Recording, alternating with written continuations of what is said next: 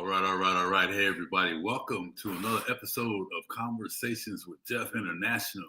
And man, I would only encourage you to do this for me. Make sure you put down your phones or don't turn us off, right? Eliminate any distractions that you might have because the guest that I'm bringing to you today, oh man, this young man is doing some amazing things. And you're going to see why I'm excited about this because he's so humble in his presence and the intentions that he has to really share his message, and we're all about on Conversations with Geoff, bringing folks in from all over the world who are willing to share their experiences and the expertise that they developed through the struggles in their life, right? Through the battles of the comeback, baby, right? I mean, that's what it's all about, man. Because life, you're either in a battle, in the comeback, you just finished one, or you're kind of right in the middle. One of the three, right? So I want you to hear in his story today about accountability.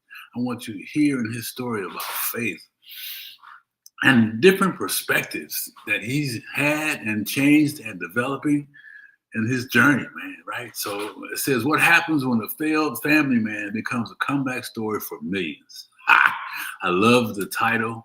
If you haven't heard his story, I encourage you. He'll probably tell you where you can find it. That's how I saw him myself, and just a gracious soul that is really set to bring some powerful words for you today.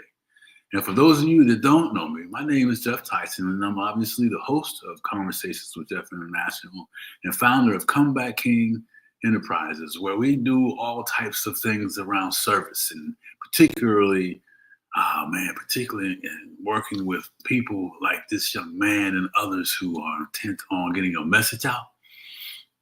And then consulting and speaking in the language of the comeback, baby. All right, because we all need to find our way. We all need to change that stinking thinking, right, that we're struggling with. And no, you're not going crazy. You're not on, somebody didn't slip you any drugs. If you see the light flickering back and forth, that's just how it's going to be for me today. I'm not in the normal setting, so bear with me on this piece of it, right? But we're going to do our best with the lighting that we have. So don't worry, it's not you. But anyway, let me just give you a quick bio on my friend here, and then we'll get busy chatting it up with him, right? Because, I mean, this cat's really just kind of easy going. All right, so here we go. He is single, raised by a single mother in the Detroit, Michigan part of the world, became a United States Air Force veteran, marathon runner, and musician with a bachelor's degree in music, producing over 100 published works worldwide, and the host of the podcast. If you haven't heard it, write it down. Make sure you put it in your book so you can check it out. Confessions of a Failed Family Man. Oh, fellas, there's going to be some freedom in this message that this young man has. There's going to be some gifts of courage this man's going to share. So before I just keep talking, let me see if there's anything else. Rebuilding, in the confession of a failed family man, rebuilding his life in his mid-40s after a tough divorce. He's raising 2 kids, one in college, one in high school, as a single father. And the video that I'm talking about that changed millions of lives has come from all of this. He honors his stepfather. Man, that's the biggest piece, right? How many of us are willing to humble ourselves in that type of situation? Anyhow, let me just shut up about all of this stuff. Ladies and gentlemen, help me bring to Conversations with Geoff International our next guest, Mr. Mark Brown. Hey, Geoff. Mr. Comeback King, thank you for that. Thank you. Hey, man, you're welcome, man. You should be in picture, Mark, but I'm not sure why I don't see you. Bear with me here for a second. There we go. Okay, you got me? All right. Got you live and in color, my friend. What's up, bro? Oh, man, I'm glad to be here. Thank you so much. Well, we're glad to have you here, man, and I hope I didn't mess up your bio.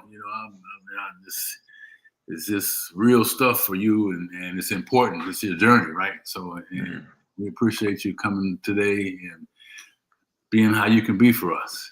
Yes, sir. Sounds good to me. Thank you. Whoever wrote it did a good job. Yeah. I love it. So anyhow, man, listen, we ain't gonna keep you long today, but there's obviously some things around the video and your space that got you the recognition. But what part of Mark Brown don't we know that I think would be important for you to share before we start talking about some other things, man? I think that you don't know that the journey to get where I am today was a very ugly one. Mm, I think you don't know. There were a lot of cycles, a lot of really unhealthy cycles that had to be broken in order for me to just simply forgive myself. mm, I think you don't know that the process of forgiving myself out of everything I've been through was probably the toughest thing to do mm, because I am a hard worker by nature. I always approach defeat with going harder. I have a real special relationship with failure. I have a very special relationship with fear. Things that I fear, I tend to run towards. mm, And so but when it came down to forgiving myself for hurting people, it was not a challenge I wanted to take on at all. I ran from it for a really long time, a Well, really, man, really you're long not the time. only one, Mark. I mean, that's one of Yeah. the most difficult things because of what we have to take a look at ourselves in order to Mm, forgive ourselves.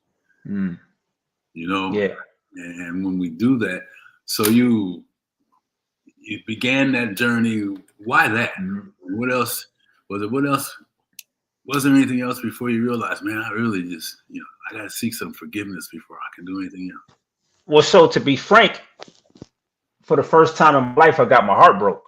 Mm, The one woman that I never cheated on, the one woman that I thought I was the most mentally prepared to be with, the one situation that I thought I had in a bag, I did not have in the bag, mm, and was left holding the bag, trying to figure out what happened.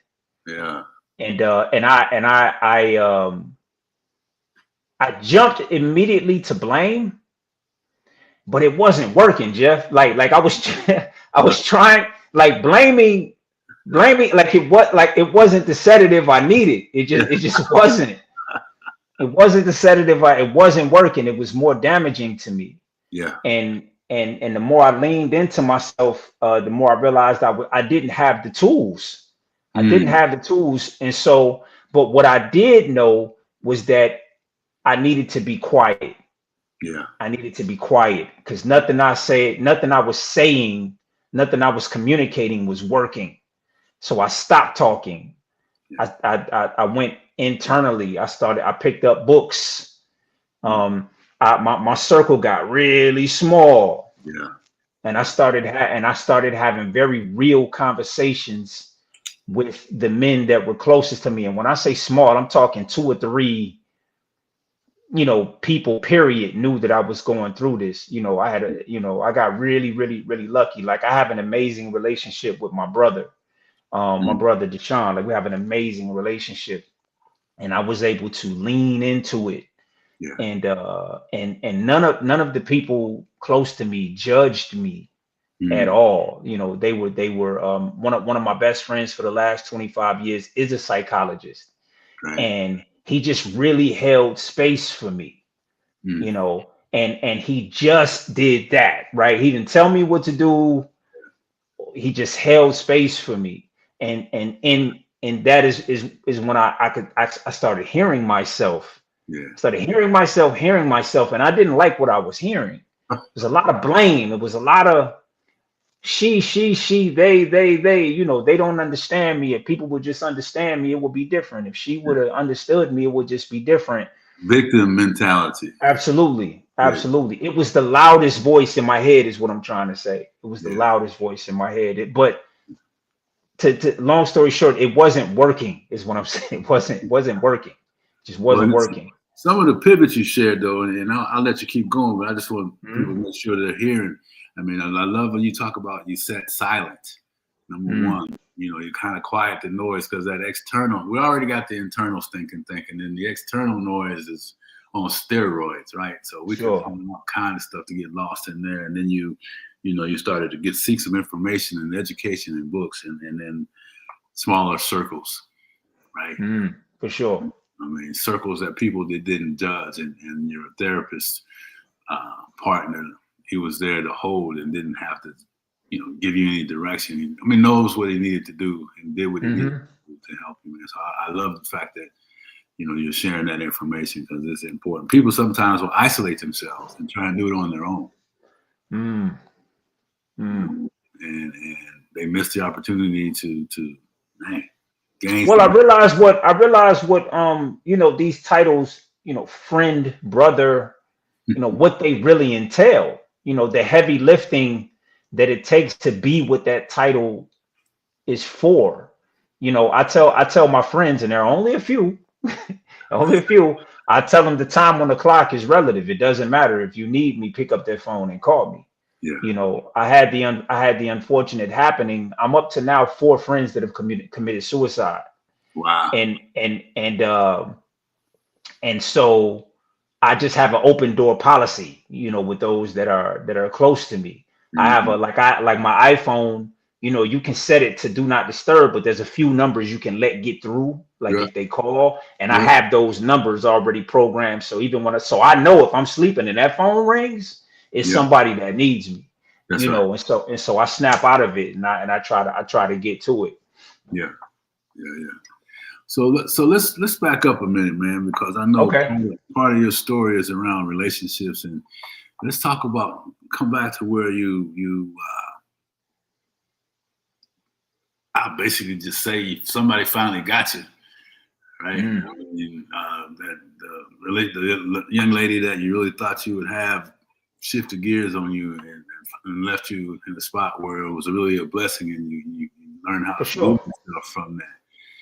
But man, how was it with you in relationships before you got to the space where you are now, where you understand the responsibilities and are helping relationships for me were like a chore. They were another thing I had to do every day. It was like I had a thing I really wanted to do, which was become successful in the music business. Like that's really what I wanted to do. And so if my brain is real estate, probably 65% of my brain was always focused on that. And then maybe like 20% was for my children, and then the rest was to try to maintain whatever relationship I was in. It was I wasn't called to the carpet on that until my last marriage, right? That was the first time I was called out. I had a narrative that said I'm just not good at relationships. That's what I would say. And so that's what you get when you're dealing with me, is I'm not good at relationships. And she called me to the carpet on that. She said, that's BS.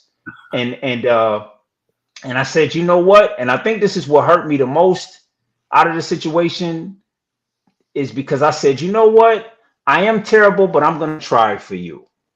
Right. This was the whole thing, is I'm going to try it for you.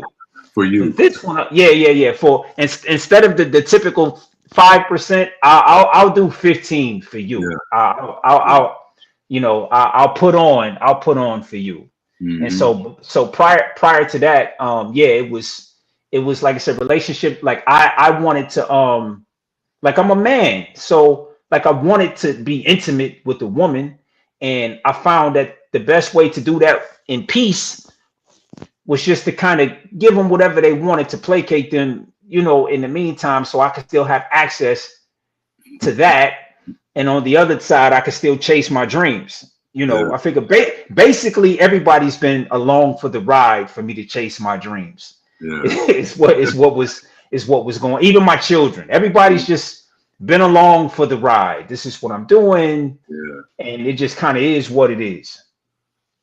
So, what do you tell fellas that you obviously have moved from that space? What do you tell fellas that are in that space now about bringing everybody else along for the ride?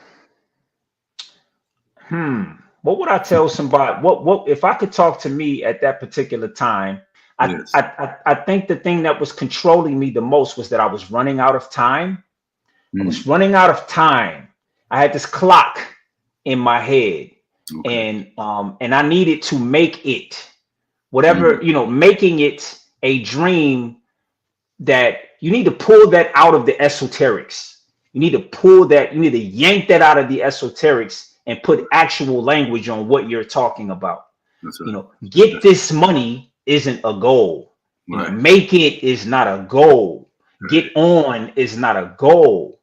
Becoming famous is not a goal. What are you talking about? Because you have these people along with you, and that narrative, they're not in your head, they're in your actual life. They're living life with you.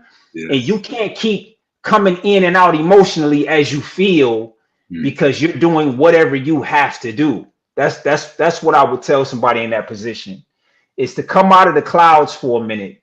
Yeah. And if making $1 million is step 90, what step are you on today? Like, what step are you on, and how do you get to the next step? And you have to understand that you're dealing with people here, man. People that believe in you, people that love you. They're trying to support you as much as they can. Yeah. Come out of the clouds. That's what I would tell them. Come out of the clouds and really look at how they've convinced themselves that what they're doing is right. For sure. For sure. You don't know how you're being experienced in the world.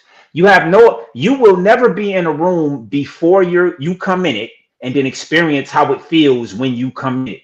You have no idea who you are to the world. It's all in your head.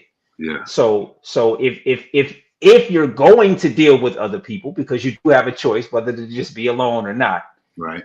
If you are going to deal with other people, do not play around with children's childhoods. Don't play around with a young woman who's just trying to get where she's trying to go. Like, don't do it. Don't do it. And when you say play around, is it fair to say that was some of that was just intentional? I mean, that was just how you were wired at that time. Well, yes, because even though I'm a goal-oriented person, I'm still a human with human needs. Yeah. I still wanted to have children. I still wanted access to, these things, they don't just go away because I wanted a goal. Right. So, but my way that I was dealing with it was to get into these long-term commitments with women and just flat not offer them a husband that was all in. I just didn't offer them that. I did enough to get them, behind me. And then once I had them in the house and I had everything kind of set up, it was like, all right, I'm gonna be in the basement in my studio, and then wait for them to complain. and then pay attention. Okay, we don't travel enough. Okay, let's go on a trip. You good? All right, back to my basement. It was like it was just be calm long enough so that you don't disturb me too much. Ooh, because I got this thing I'm trying to do, you see? And if my sons come to the door, it's come in. What I don't realize is that here's a person that I want to trust me with everything, feeling like they're on a time limit. They're scared to even knock on my door. Yeah. This person I love, they're scared to knock on my door because they hear some music and they know when dad's doing his music, to kind of try to stay out of his way. It's not that I'm saying stay out of my way. I'm acting it because you see what's important to me every day. You see this is what I'm putting all of my time and my energy into it. I don't put time and energy into anything like I put into this. Yeah. You see? Yeah. Each day, man, one day goes by, then weeks go by, months go by, years go by, and you find yourself in spots that like, how did I get here? Oh man, that's a tough question, man. That's a tough question. Yeah, I'm just sharing a little bit of my side, right? I mean, and nobody understands me. That's it. I wrote the book and read it to myself when I was 17. Nobody understands you. They're not gonna understand. Nobody understands me. So also I'm special, right? Like I'm special. Yeah. I read all of the books by my favorite people. They all said that nobody understood them. Yeah. So I'm one of them. Nobody understood them. Nobody understands me. I'm great. People don't see my greatness. Oh, but they will, at all cost. At all cost. At all costs. That's it Mm-hmm. right there, everybody. So tell us about some of the costs, man, in your journey that are like, man, you got through it. But at times when you were in it, paying the tax on it, what was life like, man? So at the time, so I'm a creative, and ever since I was little, and I was a latchkey kid since I was 5 years old. So I spent a lot of time by myself, and I went to 11 different public schools. So I was always by myself in new places, and it was very uncomfortable. And I learned that daydreaming could get me out of that. It could get me out of wherever I was. Even in school, I was daydreaming, and which made my grades fluctuate quite a bit. New environment, instead of dealing with it, I would daydream. Come home, turn the music on, lay down next to the speaker, and use music to take me away. Just always taken away. Always daydreaming. And so in these different situations you're asking about, it's easy. I could just write a song. Like I could just, if no matter what's going on, whatever turmoil that's happening, fine. I could just produce another record. I could produce another record and write a great song, and then selfishly feel like, well, if I didn't go through that, I wouldn't have this song. I was always, scaffolding around the building. I was never really going into the building. I was just kind of like building around it. And as long as I could tell you, well, look what I'm doing. I'm scaffolding. I'm working. But it's like, when are you gonna come in, man? When are you? It's like you keep building. You're busying yourself, is what I'm saying. Like, you're so busy. Yeah. When are you gonna come in and deal with what's happening in there? So. It wasn't until things got quiet that I finally turned around and I saw all of the hurt people. I saw the children, whose lives I popped in and I popped out of. The women. All of the tears, man. You give a woman a ring, man. I've been engaged to 5 different women. It's like this woman stops her life for you. Yeah. You give her this ring, all because you want access to what happens when she's at peace. You want access to all of that. Yeah. And so I learned when I was 17, the first time I gave a girl a ring, that was the key. That was the key to calming them down. I give you a ring, you calm down, you give me access.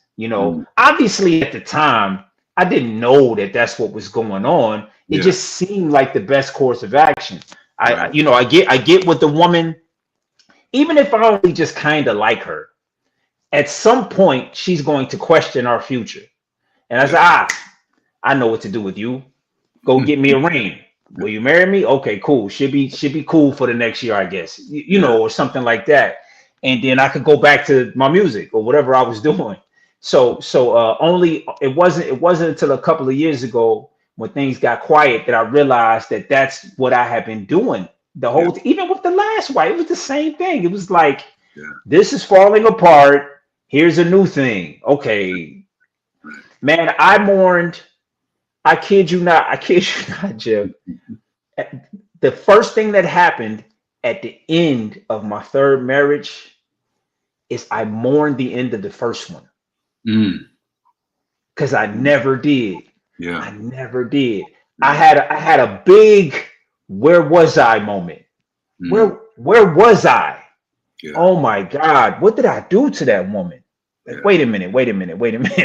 You mean to tell me man, where even is she today? I don't even know where she, where's the little girl she had a little cousin we were raising together. Oh my gosh, she must be 25 years old. I'm serious. I went through this whole, and it was like, dude. Yeah. It was crippling. Like, man, I have set these people off in a direction in their lives. They thought that when they were with me, we were going together. And I just kind of like left them to go do whatever it was they were gonna go do. Yeah. And went to a new situation. Man, a young lady was going into the Army, Geoff. She lived in a small town. She only had one way out. She had a child.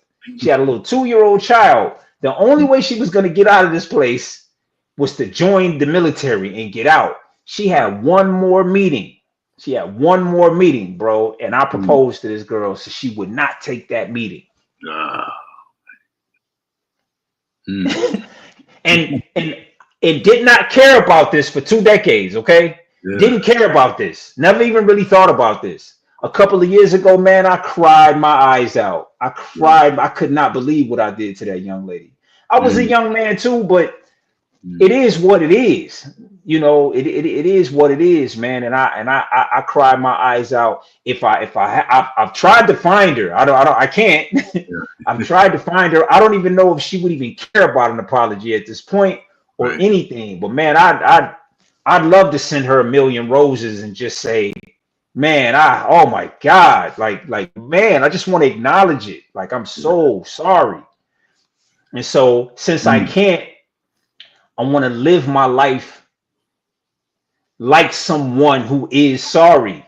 You know, that's all I can offer now is the better version of myself. Better version of Mark, man. And you know, make sure that things don't continue like they had in the past. And you're doing that. I mean, you're talking, you're sharing your story and your message. And so so we kind of get to some things before we run out of time, Mark. For sure. I want to just say thank you for your humility and your grace in this. Sorry, man, the video is kind of going in and out, but your voice is good, so that's why I kept going. It's really, you resonate with what I resonate with what you're saying, and I'm sure the audience does too. Some thumbs up and some things like that going on. So now, man, let's talk about what led you to the video that you tell us about the video thanking the stepdad for being sure. So my children, he's been in my children's life for at least the last 5-6 years. When their mother offered to introduce me to him, I wasn't interested. But she rose above the situation. There you go. She said, "Hey, look, I have a partner now. I'm dealing with somebody, and I'd like for you to meet him." Why? Why do I need to meet him? You know? and she said, you know what? Fine. Yeah. A little more time goes by. She comes to me again. Hey, he really wants to meet you. You know, we've been struggling with one of the children around him. I said, what, is he going to marry you or something? Like, what's happening here? She said, fine. And then I finally met him, but I was very indifferent to him. It was so bad that when they would pull up for the exchange of the children, he wouldn't even turn his head around, to even acknowledge me. I wouldn't even acknowledge him. If we happen to catch eyes with each other, we'd say hello. But hey, these are my sons, and it just kind of is what it is. But what started happening is, so we had a split schedule, seven days on, 7 days off. Okay. So what would happen is they would start showing up at my place with little things, little hats, little gadgets, little pens, bags, interesting things. And I'd say, man, where'd you get that from? They say, oh, Brandon gave it to me. Oh, okay, whatever, And then it was, hey, man, you guys want to eat over there? Yeah, we ate there last week with Mom and Brandon, Or something comes on TV or something comes on, a movie. I say, hey, man, let's come check this out. Oh, yeah, Brandon was talking about that, and it was, and so there were these 2 incidents specifically that happened. So long story short, he was taking them overseas. And my son had just gotten a new iPhone. My older son had just got a new iPhone. And I said, man, that's nice. Let me take you to get a case for it before, you guys get on an airplane and go. I don't want you to break it. He says, okay. So the clerk says, this is a nice case. Did your old case break? And we're like, no, this is a new phone. He said, yeah, I'm getting ready to get it before I go overseas with my stepdad. And when he said that to me, when he said that to her, a chill went down my spine like it had never gone down my spine before. This was, I had a visceral reaction to hearing him say that. And I had a big problem with myself. I said, what is that about? Like, what is that about? Man, it's been about 5-6 years, man. They're crazy about this guy. Yeah. What is wrong with you? What is happening? Like, what is going on with you? When I tell you 0 negative interactions with this man, nothing, absolutely nothing. No reason to suspect anything about anything other than he's only brought positivity to their lives, is what I'm saying. Yeah, I got you. So as I'm questioning myself about that, my younger son, this is the day it broke for me. I'm sorry for the long story, but I wanted to get you there. Yeah. Where it broke for me was my youngest son does jujitsu, does karate and jujitsu. Okay. What I didn't know was he was inspired by his stepdad to do this. His stepdad has already been doing this for decades, right? He's been in the martial arts. Yeah. I didn't know because I never took the time to get to know the guy, right? Right. So I don't know if you or anybody that's watching this has ever been to one of these matches, but you're in a big environment and there's mats all over the place, right? Yeah. And my impression, I thought that my son's dojo was sponsoring this thing, and they, had maybe a team or a collective that was there. No. My son had individually signed up for this match, and matches need coaches. They have to have a coach at these matches. So I come in, it's very exciting. And as soon as my son goes out on the mat, Brandon sits down in the chair. And he's talking to him, and I start asking my children's mother, "Oh, he does." She's explaining it to me. Yeah, he's this belt and all of these things. So now my ego is out of control. This is my son about to do physical battle with another kid in an environment that is so strange to me, and I'm not in control. Brandon's in control. Right. And so my son, and this is my son's first match like this. My son goes out on the mat and he's doing battle with this kid. My son gets down on the ground. Geoff, I don't know what to tell my son. I don't even know the rules. I don't know anything. Yeah. I'm listening to Brandon calmly communicate to my son how to win this match and get out of the situation that he's in. And I'm watching my son in the middle of a match look over at Brandon, get the message, do the thing, and win the match. Wow. I see this happen in front of me. And my brain instantly went back to when I was a kid. And I desperately wanted, so I could cry right now, desperately wanted a man to have something to say to me about anything. Desperately being in awkward positions where I didn't know what to do. And I just needed a man to tell me something. And that's when it broke for me. It broke for me right there. And as soon as they got up in between matches, I went over to Brandon, I shook his head, and we had our first real conversation. Wow. We had our first real conversation. I thanked him. And I told him I appreciated him. I started asking him about all sorts of things. We're both veterans, so we started talking a lot about that. And I said, man, this is a good guy. This is a good guy. We were at my older son's graduation, and man, he was cheering as loud as I was for this kid when he came across the street. And when he came across the stage, and I just, no man in my family came to my high school graduation. Do you understand? Listen to me, man. I've never heard a man be glad I did anything. You see what I'm saying? So I'll be damned if I let me get in the way of letting my sons have that experience. I'm not gonna do that.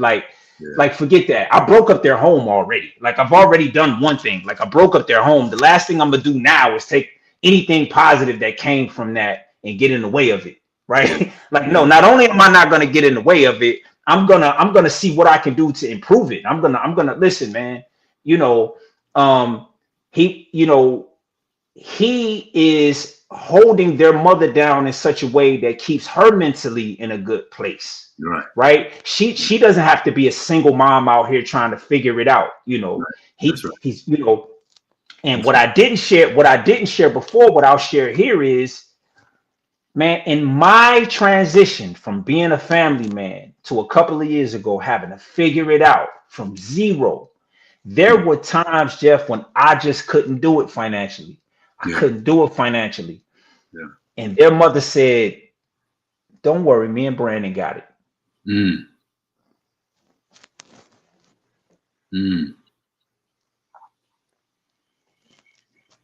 Wow. You all right? Man. Hey, brother, it's I mean, there's so many things I'm saying I didn't deserve that, is what I'm saying. I felt you, man. I understand, but you did. Yes, you did. And I appreciate that, Yeah. You did deserve it. Your behavior may not allow you to feel that way, but you did deserve it, Mark, because you were growing in a space that you didn't even see yourself growing in. Man.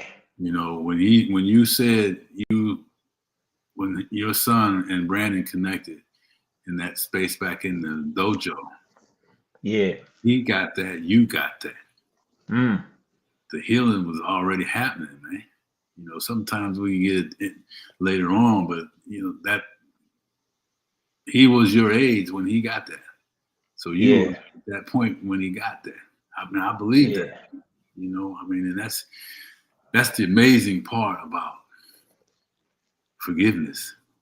That's the amazing part about accountability that we've been talking about. And your perspective has changed. Look at you now.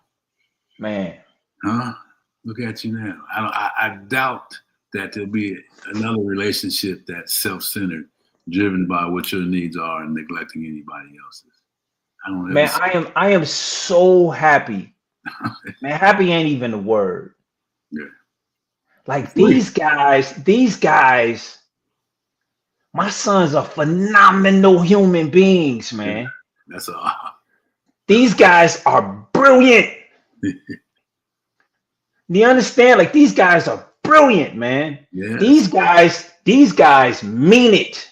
Yes. They challenge themselves every day, man. They mean it. Yes. Whatever this life has to offer, man, they're after it. Yes. They're after it. They're good guys, man. Yes. And they didn't I'm so grateful they didn't have to suffer from me trying to figure this out, I guess is what I'm trying to. I don't know how the hell I got that. I don't know how I got that lucky. I have great relationships. Man, I have apologized to these guys so many times, Geoff. Like, I've told them I'm sorry so many times. Yeah. And my older son, I told him, man, I said, man, Dad's still trying to get it together, man. Don't worry. And he's and my oldest son, he's 20 years old, man. He said, man, I feel like you got it together now. Ooh.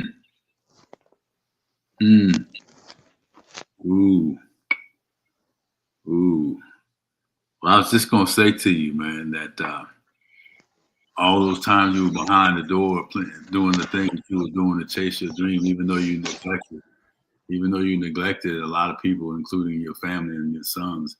They did see something that they now, I believe, is part of who they are, and that's that get after it that you talk. That's that thing that you're proud of. That's what they saw Dad do. Like Dad might have been, excuse my language, a dickhead, but Dad did this, and they saw that. So that's all they know me for is working. Like they don't know me really for anything else. Is working. What did you say earlier about them getting after life? Yeah. That's Dad getting after life. Yeah. Huh? Come on, man. Yeah, yeah. I'll take it. You Yeah, know, they are definitely proof I wasn't so bad. So, you know, I still got a lot of gas in the tank. You yeah, know, I still got a lot of gas in the tank, and I refuse to allow me to do that to anybody else again. Like I won't. Like man, yeah. no. You know, You know, yeah. I'll tell you, Mark, man, just hearing your message, there was a lot of me in your story. Uh, Mm, and I'm not going to go into it now because we're getting ready to wrap it up. So, but I mm, identify with the self centeredness, I identify with the justifications and the rationalizations that happen to, mm. to move along. But I also want to tell you that the space you're in now, man, those are tears, are real tears of joy and peace, brother. Mm, Healing tears, man. mm. Come Man, on. it was hard, man. Man, this is Jeff. This is the hardest thing by far I've ever had to do. Was to shut the blame victim voice up. Yeah. Oh my God, man! Like I wake up, I get up in the middle of the night to go to the bathroom, and there he is, man. There he is. Yeah. There he is. He's He's so loud, so loud. Shut up. Shut up, man. What are we doing today? Like, shut up, please. You know, my Woo. God, man. Like, Woo. shut. I can if any I don't know if anybody feels me, but gee, freaking whiz, man. Hey Like, man, shut up already. Go for a run, lift some weights, read a book. Shut up. thinking, man, victim or warrior, baby. Which one you gonna be? Which one you gonna listen Man. to? Huh? And I could be talking to somebody about accountability and he'll sneak in. Like he'll like sneak, they're like sneak in and people will say, well, what about this? And then I'll start talking about, yeah, well, she did do this. And say, hey. Listen, man, you let other people worry about other people. Like that ain't for you. That's right. Obviously in all types of relationships, friendship and the like, yes, it's two-sided. Yes, Yeah, both sides have their own side, but that's her business. That's his business. That right. ain't my business. My Yeah, business is what I did, man. that's And right. and what I learned from it, what I'll never do again. And I can sit in. That's Like right. that's it. Yeah. So man, like I said, I appreciate you, but I cannot, and I've done some hard things in my life. I've done some hard things in my life, but this is by far, man, not even close. Not even close. Is doing that work. Yeah. Not even close, man. Not even close, bro. Well, Like, but it's a lot of people, Mark, that need the help. That mm, there's a lot of little Marks running around out there. There's a lot of little mm, Jeffs running around out there that need our help, brother. So I want you to tell you to stand in your truth, mm, accept your grace and peace, and protect your peace, and keep mm. sharing your story, man. I So will. so as we wrap up, man, how do people get a hold of you? So for sure. So artistically, I go by the letters MRKSX. You can see them on the screen right there, Mark Brown, aka MRKSX. Whatever platform you want, it doesn't matter what platform it is. If you type those 5 letters in, you'll find anything about me you want on that platform. I'm on all of them. Okay. So whichever one is your favorite, if you tap those letters in, this face will pop up. Yeah. If you now the only side note to that is, so I founded a podcast network, That Feeling Podcast Network. Shout out to them. And Okay. and so the podcast is on that network, Okay. DFPN. But if you go into your podcast catcher and just type in Confessions of a Failed Family Man, it'll come up. Okay. Confessions of a Failed Family Man. It's the only one by that name. Okay. I got lucky there somehow. Yeah. on Yeah. Google, Yeah. No. No. I on, mean. on Google, on Google, same thing. On Google, same thing. There's a whole playlist on my channel with all of the episodes in it. Just type Okay. in "Confessions of a Failed Family Man." Episodes come out daily. This week, I'm gonna start having guests. I'm gonna start Okay. having both male and female, and the Okay. whole the premise is accountability and staying on topic I have a thing I say, put a pin in it. The pin is accountability, and my job as the host is to make sure we stay on topic. That's right. And so that's starting this week. So please tap in. Yeah. I do have music. The music is not a bait and switch. The music sounds like me. Okay. These ideas and concepts are all in it. And Yeah. so if you go to mrksx.com and sign up on a mailing list, I'll get in touch with you, because I'm not using DSPs anymore. From now on, I'm no longer using Apple Music, Spotify. I'm selling my music directly to the consumers. So, and if you come by and you sign up on the mailing list, you'll get the matter of fact that the first single just went out yesterday. So Okay. if you had been signed up, you got it already. If you want to get the Okay. next one, sign up, and that's me. Okay. All right. Hey, well, listen, man. Boy, I've had a great time today, and I commend you on your courage and your Thank you. vulnerability, Thank you. and keep moving forward, man.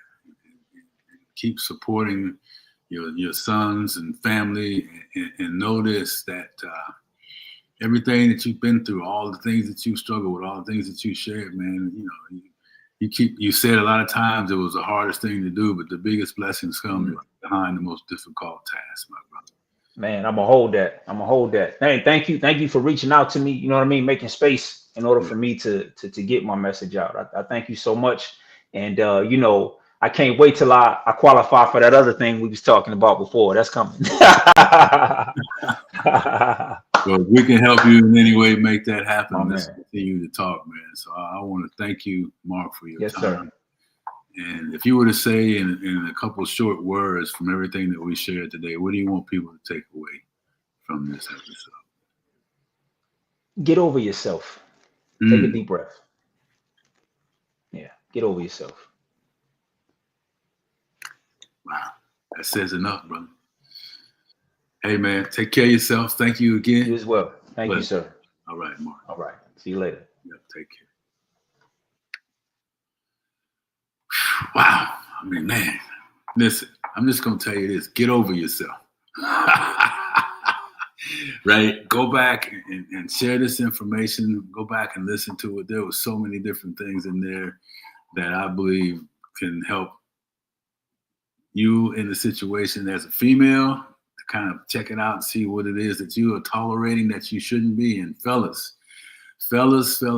hey, boy, we need to be on point to do the things that this man was sharing about. No longer putting our needs first, no longer ignoring the things that we know we're ignoring for the future. It's about now, right? So many different things, man. So check out this message. Be sure you follow him in his music. Check him out on his podcast. And remember this as we wrap this thing up. There's nothing, I'm going to tell you again, there's nothing that should stop you from reaching your destiny, especially yourself. Don't let nothing stop you from reaching your destiny. You shall not be denied, particularly the stinking thinking.